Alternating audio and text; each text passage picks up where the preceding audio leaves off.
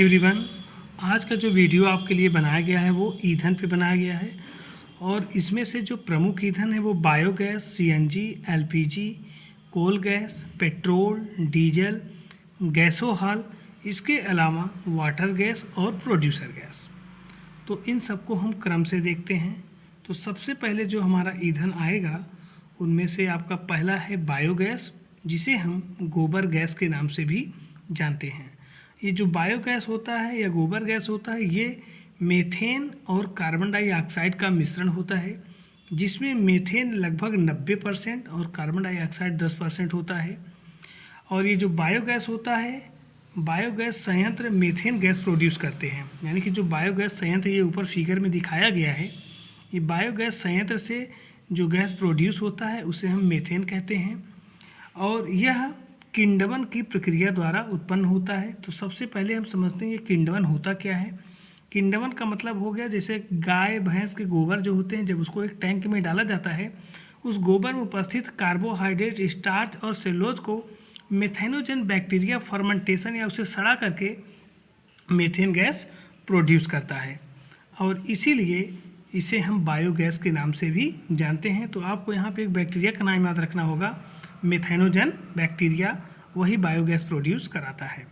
अब अगला हम देखते हैं सीएनजी, जिसे हम अंग्रेजी में कंप्रेस्ड नेचुरल गैस या संपीड़ित प्राकृतिक गैस के नाम से भी जानते हैं, जो कि मीथेन, एथेन और प्रोपेन का मिश्रण होता है, जिसमें मीथेन 80% और उसके अलावा इसमें एथेन और प्रोपेन पाए जाते हैं। अब ये जो सीएनजी होता है, ये इसमें भी मीथेन पाया जाता है और गोबर गैस में भी मीथेन पाया जाता है। लेकिन यहाँ जो हमारा सीएनजी होता है, ये फॉसिल्स फ्यूल यानी कि जीवाश्म ईंधन द्वारा उत्पन्न होता है। यानी कि जब हम जो पेट्रोलियम होता है, पेट्रोलियम का जब शोधन करते हैं तो उस समय 400 डिग्री जब उसको गर्म करते हैं, उसमें से जो गैस निकलती है उसमें मीथेन होता है और उस मीथेन का प्रयोग हम सीएनजी बनाने में करते हैं। अर्थात सीएनजी जो होता है ये जीवाश्म ईंधन से बनता है, जबकि जो बायोगैस होता है ये गोबर के किण्वन द्वारा बनता है। यानी कि दोनों में मीथेन है और दोनों में परसेंटेज भी लगभग सेम है, लेकिन जो बायोगैस होता है ये गोबर के किण्वन से बनता है और सीएनजी जो होता है ये जीवाश्म ईंधन के द्वारा बनाया जाता है।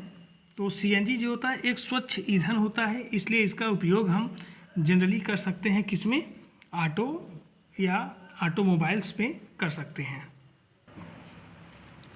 अब सेकंड हम देखते हैं एलपीजी, जिसको अंग्रेजी में हम लिक्विफाइड पेट्रोलियम गैस कहते हैं। यानी कि लिक्विफाइड पेट्रोलियम गैस। अब ये जो लिक्विफाइड पेट्रोलियम गैस होता है, स्पेशली ये प्रोपेन और ब्यूटेन का मिश्रण होता है, जिसमें ब्यूटेन की मात्रा ज़्यादा होती है और प्रोपेन की मात्रा कम होती है। अब ये जो ब्यूटेन होता है, इसका उपयोग हम करते कहाँ पे हैं, जो घर में सिलेंडर यूज किए जाते हैं खाना बनाने के लिए, तो उसमें हम एलपीजी का प्रयोग करते हैं। अब हम अगला देखते हैं कोल गैस। कोल गैस जैसा कि नाम से क्लियर है, तो कोल गैस जो होता है इसमें कार्बन मोनोऑक्साइड और कोयले में कौन सी गैस पाई जाती है, मीथेन। यानी कि कार्बन मोनोऑक्साइड प्लस मीथेन और हाइड्रोजन, ये तीनों मिलकर के कोल गैस का निर्माण करते हैं और कोल गैस में सबसे ज़्यादा अमाउंट में हाइड्रोजन पाया जाता है, फिर मीथेन और सबसे कम मात्रा में कार्बन मोनोऑक्साइड पाया जाता है। यानी कि कोल गैस जो होता है यह एक तीक्ष्ण गंध वाली गैस होती है और जो वायु के साथ विस्फोट करती है। अब हम यहाँ पे देखेंगे डिफरेंट टाइप्स ऑफ कार्बन का ऐसा यौगिक जिसमें कार्बन की संख्या 5 से लेकर 8 तक होगा, उसे हम पेट्रोल या गैसोलीन कहते हैं। ये वेरी इंपॉर्टेंट पॉइंट है। पेट्रोल का दूसरा नाम क्या होता है, गैसोलीन। और जब कार्बन की संख्या 9 से लेकर के 16 तक होता है, तब उसे हम डीजल या मिट्टी का तेल कह सकते हैं। और जब कार्बन की संख्या 17 से लेकर 30 तक होता है, तब उसे हम वैक्स या मोम कहते हैं। जब कार्बन 30 से ज़्यादा संख्या में होता है, तब उसे हम असफाल्ट या पिच या डामल कहते हैं, जिसका प्रयोग हम सड़क बनाने में करते हैं। जो सड़क बनाने में डामल होता है उसमें कार्बन संख्या 30 से अधिक होती है। पेट्रोल और डीजल की गुणवत्ता देखना हो तो इसके लिए हमारे पास दो प्रकार के नंबर होते हैं, एक ऑक्टेन नंबर होता है और एक C10 नंबर होता है। तो पेट्रोल की गुणवत्ता को पता लगाने के लिए ऑक्टेन नंबर का प्रयोग करते हैं, क्योंकि पता है पेट्रोल में कार्बन संख्या 8 है, यानी कि ऑक्ट होने की ऑक्टेन हो जाएगा। और डीजल में 9 से लेकर 16 तक होता है, यानी कि यहाँ पे C10 यानी कि कार्बन संख्या यहाँ पे 10 से अधिक होगा तो वो अच्छा डीजल कहलाता है। तो पेट्रोल की गुणवत्ता को पता लगाने के लिए ऑक्टेन नंबर और डीजल की गुणवत्ता को पता लगाने के लिए C10 नंबर का प्रयोग करते हैं। और पेट्रोल में ऑक्टेन नंबर की संख्या को बढ़ाने के लिए आजकल हम TEL का प्रयोग करते हैं, यानी कि टेट्रा एथिल लेड को हम मिला देते हैं, जिससे पेट्रोल की गुणवत्ता बढ़ जाती है, जिसे हम टेट्रा एथिल लेड के नाम से जानते हैं। अब अगला हम देखते हैं गैसोहॉल। ये भी वेरी इंपॉर्टेंट पॉइंट है।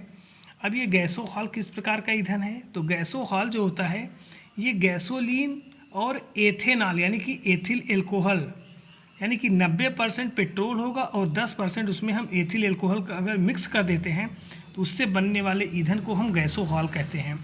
अब ये जो गैसोहॉल ईंधन होता है पेट्रोल से बहुत अच्छा होता है। पेट्रोल से तो पॉल्यूशन क्रिएट होता है, लेकिन गैसोहॉल जब बन जाता है तो उससे पॉल्यूशन बहुत कम क्रिएट होता है। तो यहाँ पे हम देख सकते हैं कि गैसोहॉल किसका मिश्रण होता है, तो हम समझ जाएंगे। हमको याद होना चाहिए कि ये 90% इसमें पेट्रोल होता है और 10% एथिल एल्कोहल होता है। इसका प्रयोग हम क्या कर सकते हैं? कार या अन्य वाहनों में ईंधन का अल्टरनेटिव ऑप्शन के रूप में इसका प्रयोग कर सकते हैं।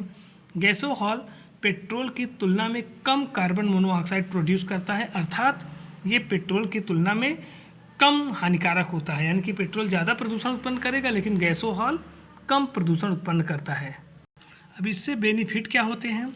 यानी कि ये जो गैसोहॉल सस्ता होता है, पर्यावरण और स्वास्थ्य के लिए अच्छा होता है और इसीलिए इसका प्रयोग हम कर सकते हैं। अब हम अगला पॉइंट देखते हैं, water gas and producer gas. अब यहाँ पे वाटर गैस किसका बना होता है, प्रोड्यूसर गैस किसका बना होता है? तो वाटर गैस और प्रोड्यूसर गैस दोनों में कार्बन मोनोऑक्साइड की परसेंटेज पाई जाती है। और इसके अलावा अब हम वाटर गैस को देखेंगे तो वाटर गैस जो होता है मिश्रण होता है कार्बन मोनोऑक्साइड प्लस हाइड्रोजन का। तो यहाँ पे हम इस तरीके से देख सकते हैं वाटर गैस किसका मिश्रण होता है? कार्बन मोनोऑक्साइड प्लस हाइड्रोजन के मिश्रण को हम वाटर गैस कहते हैं, जबकि कार्बन मोनोऑक्साइड और नाइट्रोजन के मिश्रण को हम क्या बोलते हैं? Producer gas. अब हम देखते हैं एल्कोहल क्या होता है। जब कार्बनिक यौगिक से या हाइड्रोकार्बन से एक या एक से अधिक हाइड्रोजन का रिप्लेसमेंट या स्थानांतरण हम हाइड्रोक्सी समूह से कर देते हैं तो बनने वाला यौगिक एल्कोहल होता है। जैसे ये हमारा हाइड्रोकार्बन दिया गया है मीथेन। अब इसमें से एक हाइड्रोजन को हमने क्या किया? रिप्लेस किया किसके द्वारा? हाइड्रोक्सी समूह के द्वारा। तो ये हमें जो मिला है ये एल्कोहल है, क्योंकि इसमें एक कार्बन प्रेजेंट है इसलिए इसका नाम होगा मेथेनॉल या मेथिल एल्कोहल। और इसका फार्मूला हो जाएगा CH3OH, जिसको हम इस तरीके से देख सकते हैं CH3OH, इसे हम मेथेनॉल कह सकते हैं। इसी प्रकार से अगर हमें दूसरा एग्जाम्पल देखना है तो दूसरे एग्जाम्पल को भी इस तरीके से हम देख सकते हैं। अब ये सेकंड एग्जाम्पल जो हमारा है एथेन से है, इसमें से एक हाइड्रोजन हटा दिया गया। अब इसको हम यहाँ पे हाइड्रोक्सी लगाएंगे तो इस तरीके से ये 2 कार्बन के लिए क्या बन जाएगा? एथेनॉल, जिसका फार्मूला बन जाएगा C2H5OH। तो ये हमारा एथेनॉल जो कि एक एथिल एल्कोहल है। अब हम मेथेनॉल और एथेनॉल में थोड़ा डिफरेंस देख लेते हैं।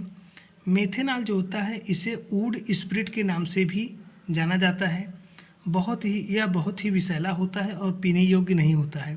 जब मेथेनॉल को एथेनॉल और पिरिडीन के साथ मिलाया जाता है तो यह जहर बन जाता है, जिसको पीने से मृत्यु हो जाती है या व्यक्ति अंधा हो जाता है। अब एथेनॉल के बारे में देखते हैं। इसे शराब या एल्कोहल ड्रिंकिंग एल्कोहल के नाम से जानते हैं। एथिल एल्कोहल को शक्कर के किण्वन से या गन्ने के किण्वन से बनाया जाता है। और एथेनॉल जो होता है ये पीने योग्य होता है। इसका उपयोग हम गैसोहॉल बनाने में कर सकते हैं, साबुन बनाने में कर सकते हैं या मरे हुए जीवों के संरक्षण में भी कर सकते हैं। तो आज की वीडियो में आज यहाँ तक ही देखते हैं।